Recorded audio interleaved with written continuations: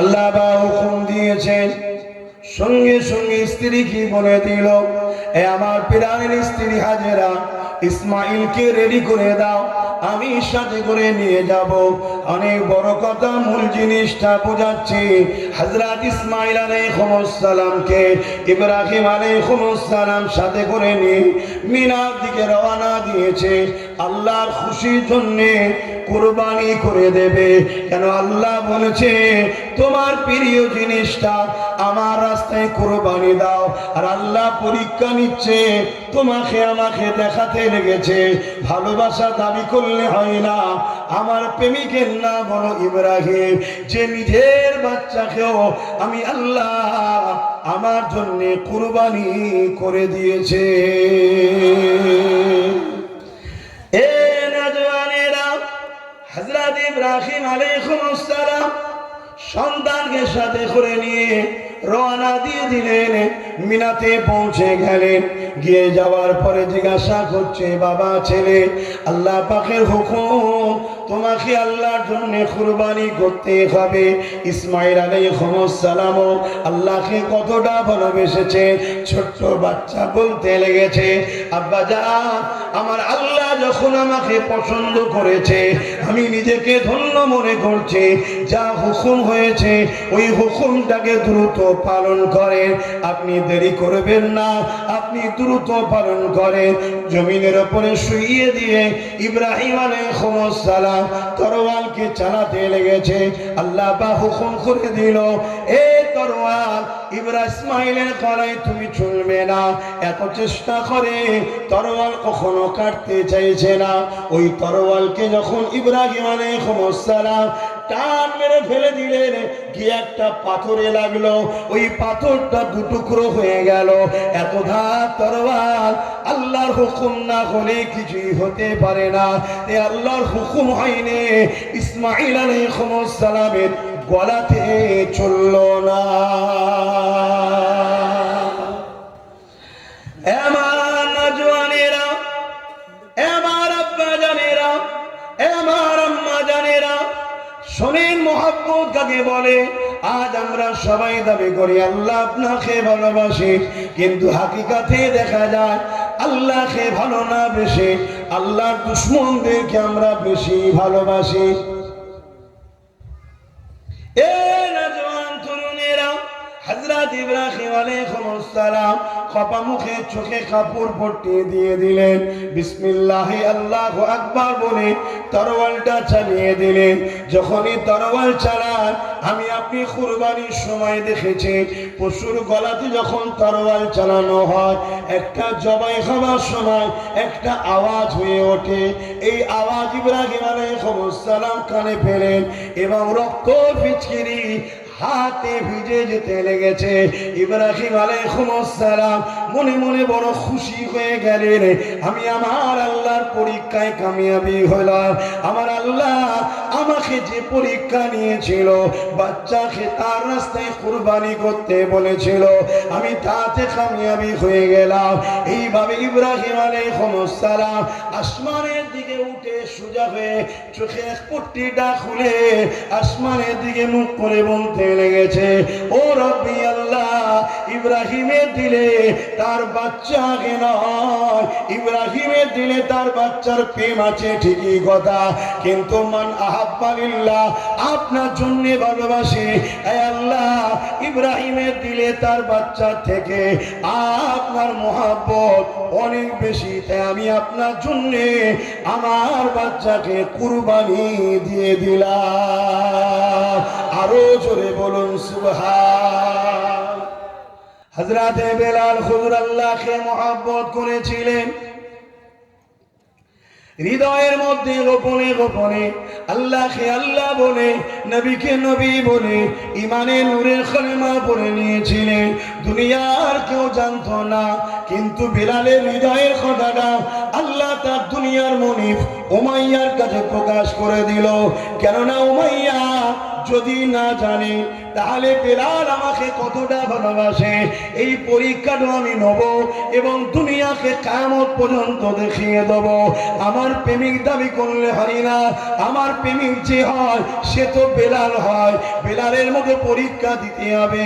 এ যুবকেরা তরুণীরা উমাইয়া জিজ্ঞাসা করতে লেগেছে, এ বেলাল শুনলাম নাকি তুমি আল্লাহকে আল্লাহ বলে নবীকে রসুল বলে তাদের দলে চলে গেছো। পৃথিবীতে দুটো দল ছিল, দুটো দল আছে, দুটো দল থাকবে, একটা হলো রহমানের দল আর একটা হলো ইবলিস শয়তানের দল, তৃতীয় কোনো দল নাই। রহমানের দলের মধ্যে অনেক ক্যাটাগরি আছে, এ বি সি ডি অনেক ক্যাটাগরি আছে, শয়তানের দলের মধ্যে অনেক ক্যাটাগরি আছে। এই যুবকেরা তরুণেরা যুগে যুগে রহমানের দলের উপরে জুলুম অত্যাচার হয়েছে। যারা জালিম হয় তারা রহমানের দলের হয় না, তারা শয়তানের দলে হয়। যারা মজলুম হয়েছে তারাই তো রহমানের দলে ছিল। এই যুবকেরা তরুণেরা বাপেরা হযরত বেলাল রাদিয়াল্লাহু তাআলা আনহু হুজুরকে এমন করে উমাইয়া ডেকে জিজ্ঞাসা করলো, এই উমাইয়া শুনলাম নাকি তুমি আমাদের দল ছেড়ে দিয়ে মুহাম্মদ রাসূলুল্লাহ দিকে চলে গেছো। হযরত বেলাল চিন্তা করতে লেগেছে, আমি যদি একে বলি হ্যাঁ এ আমাকে জানিয়ে মেরে দেবে, আর যদি বলি না আল্লাহ পাক নারাজ হবে, কেন মিথ্যা কথা আল্লাহ বলতে নিষেধ করেছে। হযরত বেলাল চিন্তা করে নিলে আমার জান চলে যায়, চলে যায়, আমার আল্লাহকে আমি বেলাল নারাজ করব না।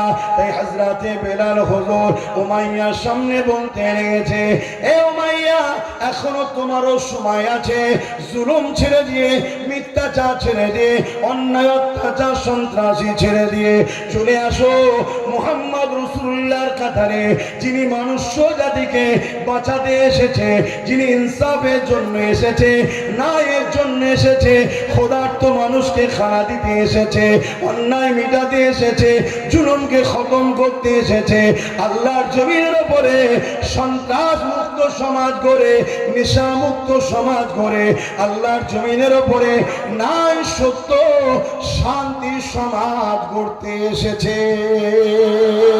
আরো জোরে বলুন সুবহান। সেদিনও কারবালার মাঠে ইমামে হুসাইন বাকের তাবুতে আযান হয়েছে, এজিদ বাহিনীর তাবুতে আযান হয়েছে। সেদিন কারবালার মাঠে ইমামে হুসাইন বাকের তাবুতে নামাজ হয়েছে, এজিদের তাবুতেও নামাজ হয়েছে। এ যুবকেরা আজকের দিন তো নামাজ দুই ধরনের আছে, আমল করে আযানও দুই ধরনের রয়েছে। যারা আজকের এজিদের সাথ দিয়ে আজকের দিনে নামাজ আযান দিচ্ছে তারা সেদিনের এজিদের সাথে থাকতো। আজকের দিনে যারা আজকের এজিদের বিরোধী করে এমন করে আযান নামাজ পড়ছে, সেদিনে যদি তারা থাকতো হোসাইন পাকের পক্ষে থাকতো। এজিদ কে ছিল? এজিদ একটা অত্যাচারী শাসক ছিল। এজিদ কে ছিল? এজিদ একটা প্রজাদের ঘরে শোষণকারী শাসক ছিল। এজিদ কে ছিল? এজিদ খুনি ছিল, এজিদ চরিত্রহীন ছিল, এজিদ জালিম ছিল, এজিদ শারাবি ছিল, এজিদ প্রজাদের উপরে অত্যাচার করত। আজকের দিনে যেসব শাসকেরা, যেসব নেতারা রাজনীতির নামে মানুষের উপরে জুলুম করে, মিথ্যা মামলা দেয়, কেস দেয়, যুব সমাজকে নেশায় আসক্ত করে, সমাজের বুকে বিশৃঙ্খলা তৈরি করে, মানুষের উপরে অত্যাচার করে, এই যুবকেরা তরুণীরা বাপেরা আজকের দিনের জিদ হলো তারা। আজকের দিনে যারা তাদের সাথ দেবে এরা যদি হোসাইন পাকের সময়ে থাকতো, এই দিনে দেশেরাও তাদেরই সাথে থাকতো।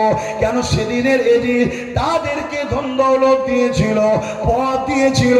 এই লোভ লালসায় এলেম অর্জন করার পরও তারা এজিদের পক্ষে গিয়ে সাধারণ মানুষকে বুঝিয়েছে, আসো এজিদের পক্ষে, হোসাইন পাকের বিরুদ্ধে তরোয়াল ধরেছে।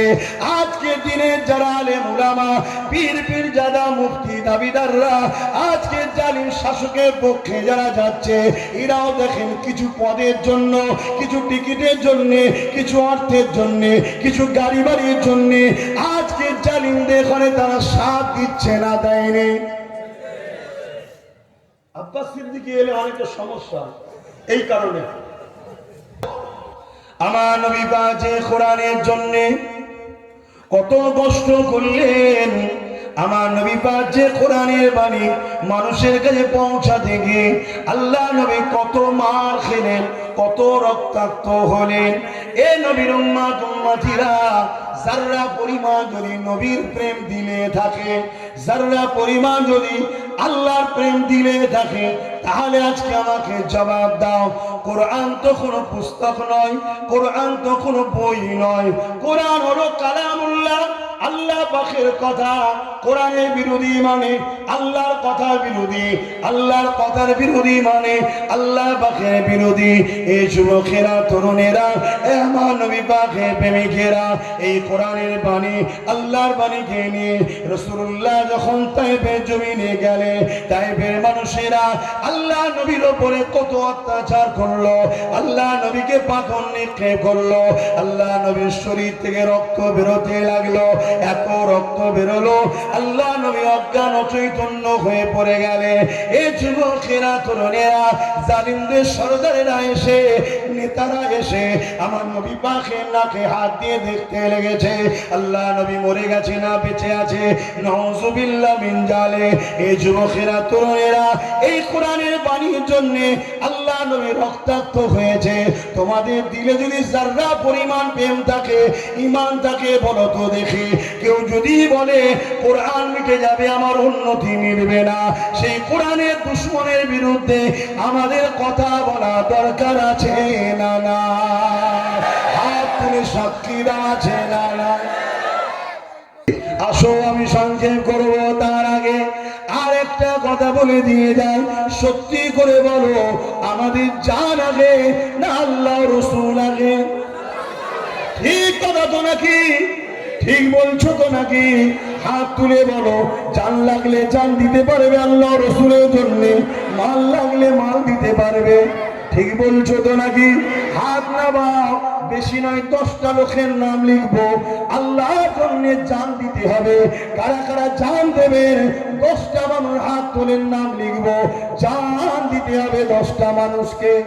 আসেন একটু সালাম বলি নবী।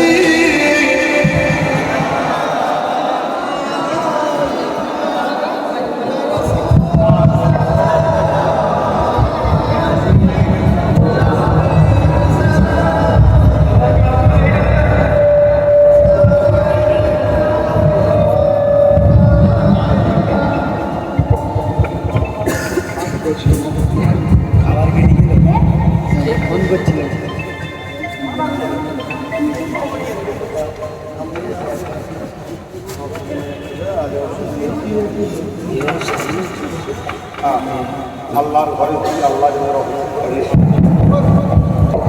সবই তো আল্লাহ দিয়েছে নাকি? আমি মায়ের পেট থেকে কিছু এনেছি? হ্যাঁ, সব আল্লাহ দিয়েছে। আল্লাহর জন্য যাও, আল্লাহ যাও, হাতে দিয়েছে, ওরাই তো এই কেটে দিয়েছে। এই বোকা, এই তুলে দিয়েছে। এত লেটে বুঝলে হবে কি করে? আমি ইট চিবিয়ে খাওয়ার সময় তারা হলো বলো তারা